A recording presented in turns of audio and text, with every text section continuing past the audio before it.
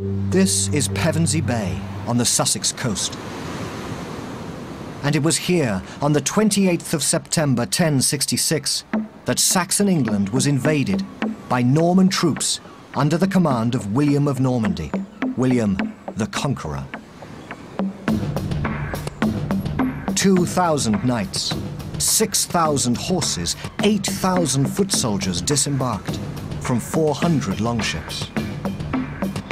And 2 weeks later, on October the 14th, 1066, the Normans fought and won the Battle of Hastings. The Saxon king, Harold, was killed.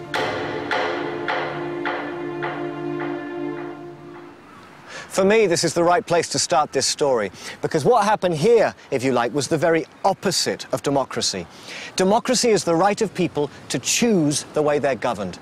The Saxons had no choice. The Normans came here and they conquered England at the point of a sword. 8 miles northeast of Pevensey is the hill where the actual Battle of Hastings took place.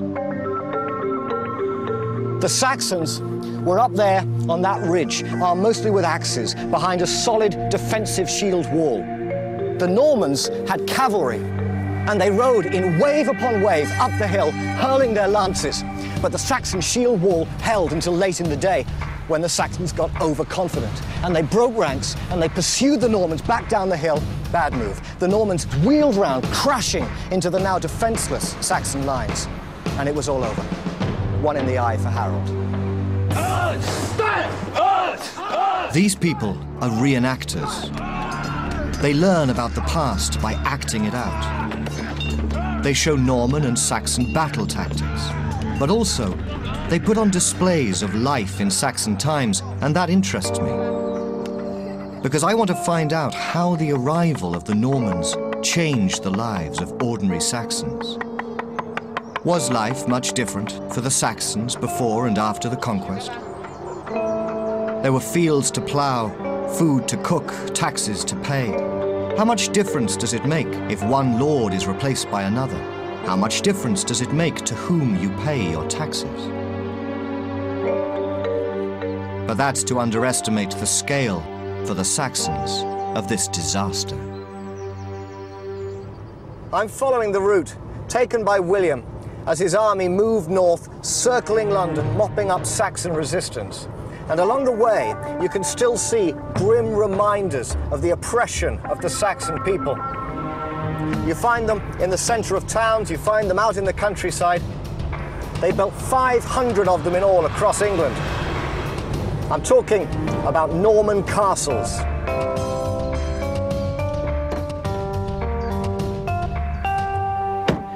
This is what's left of Pleshy Castle in Essex. And it's typical of the Motte and Bailey castles the Normans built at speed in the early years of conquest. That's the Motte. It's basically just an earth mound. It would have had a wooden tower on top. And this is the Bailey, with earth ramparts as a first line of defense. And this is where they would have had blacksmiths and pigsties and stables for the horses.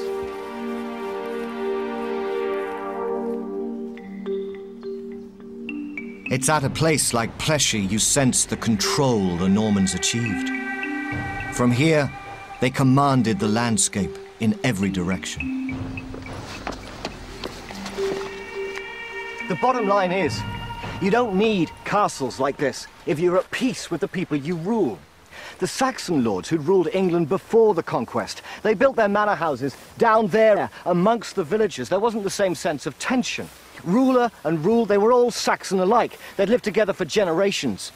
But with the Normans, the separation between ruler and ruled was so much more visible. The Normans were up here, a foreign conquering power. The Saxons were down there. And for the Saxons, these castles were like a constant reminder of their own powerlessness. Did the Saxons fight back? Of course they did. In the southwest, the fens, the borders of Wales. But resistance was met with savage reprisal. The Saxon chronicles describe the scenes from 1069, when Yorkshire rose in rebellion.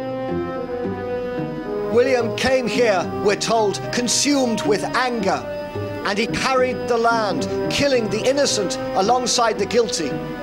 Saxon food stores were torched, herds were butchered, crops were destroyed. Saxons that escaped death at the point of a Norman sword died of famine and disease in the months that followed. There were corpses littering the ground. Apparently there was no one left to bury them. England had never seen a king as powerful as William the Conqueror. This was a new kind of absolute royal control. Control of people and control of land. The reason the Norman kings were so powerful was that according to Norman custom, all the land was concentrated in the hands of the king. All England now was William's by right of conquest. And he gave out gifts of land to the bishops and to the barons who'd helped him fight. But they only owned that land in the king's name. And as a kind of rent, they owed William not just loyalty, but knights and foot soldiers to fight for him in times of danger. So it was his very control of the land that kept William strong.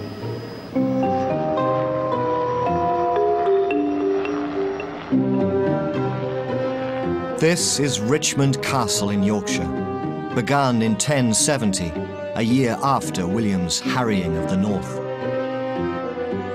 The Normans now were building in stone. They were here to stay. In 1086, a year before he died, William the Conqueror commissioned a survey of the land of England, the Domesday Book. It listed the contents of every acre in the kingdom, every house, every barn, every sheep, every cow, every pig. William the All-Powerful was doing his sums, establishing the worth of his kingdom.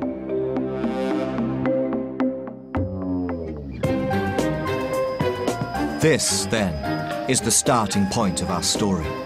A country ruled by an all-powerful king, and a gulf between ruler and ruled.